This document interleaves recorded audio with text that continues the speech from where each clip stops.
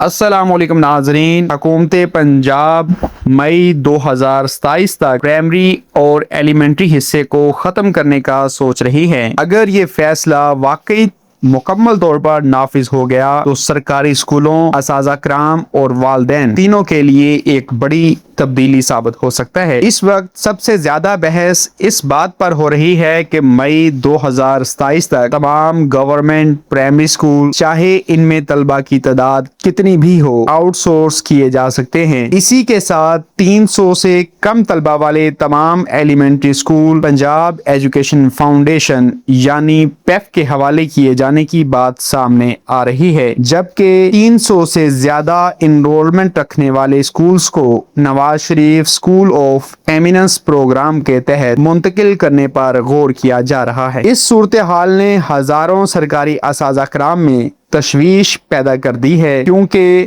لوگوں کو خدشہ ہے کہ مستقل سرکاری نظام آہستہ آہستہ نجی طرز پر منتقل کیا جا رہا ہے۔ کئی ٹیچرز یہ سوال بھی اٹھا رہے ہیں کہ اگر اسکول آؤٹ سورس ہو گئے تو پھر موجودہ سرکاری اسٹاف کا مستقبل کیا ہوگا۔ اب تک آنے والی اطلاعات کے مطابق حکومت صرف اسکولوں کی عمارتیں نہیں بلکہ مکمل تعلیمی انتظام نجی اداروں یا پارٹنرشپ ماڈل کے ذریعے چلانے پر غور کر رہی ہے۔ اس کے ساتھ ایک اور اہم بات یہ زیر بحث ہے کہ بعض سرکاری اساتذہ کرام کو ہینڈ شیک پیکج دینے کی تجویز بھی دیکھی جا رہی ہے۔ اس کا مطلب یہ لیا جا رہا ہے کہ کچھ ملازمین کو رضاکارانہ علیحدگی کے بدلے مالی پیکج آفر کیا جا سکتا ہے۔ بہت سے لوگ اس خبر کو کنفرم سمجھ کر بیٹھے ہیں، لیکن ابھی ہر مرحلہ باضابطہ نوٹیفیکیشن سے مشروط ہے۔ میں یہاں ایک اہم وضاحت کر دوں کہ اس وقت سوشل میڈیا پر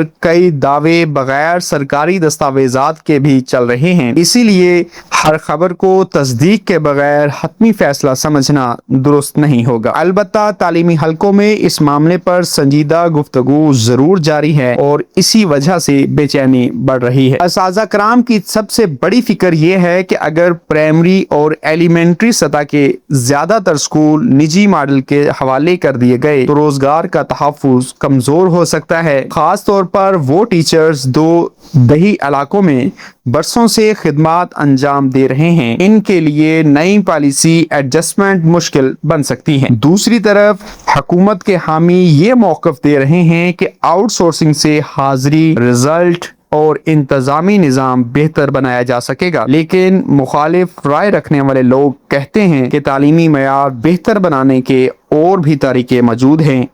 مستقل اساتذہ کرام کو غیر یقینی صورتحال میں ڈالنا مناسب حل نہیں ہو سکتا۔ ایک مثال یہ دی جا رہی ہے کہ اگر کسی ایلیمنٹری اسکول میں صرف 250 طلبہ ہیں تو وہ پیف ماڈل میں منتقل ہو سکتا ہے، جبکہ 350 طلبہ والا اسکول کسی دوسرے پروگرام کے تحت چلا جائے گا۔ اسی فرق کی وجہ سے کئی علاقوں میں والدین بھی پریشان ہیں کہ آنے والے وقت میں فیس، سٹاف اور تعلیمی ماحول میں کیا تبدیلی آئے گی۔ اصل صورتحال تب واضح ہوگی جب حکومت باقاعدہ پالیسی، شرائط اور ٹائم لائن جاری کرے گی۔ فی الحال سب سے ضروری بات یہ ہے کہ اس معاملے کو جذبات کے بجائے حقیقت کی بنیاد پر سمجھا جائے اور صرف مصدقہ معلومات پر اعتماد کیا جائے۔ اگر حکومت واقعی ایسا کوئی بڑا قدم اٹھاتی ہے تو اس کے اثرات ہزاروں خاندانوں اور لاکھوں طلبہ تک پہنچ سکتے ہیں۔ اسی لیے آنے والے مہینوں میں اس پالیسی سے متعلق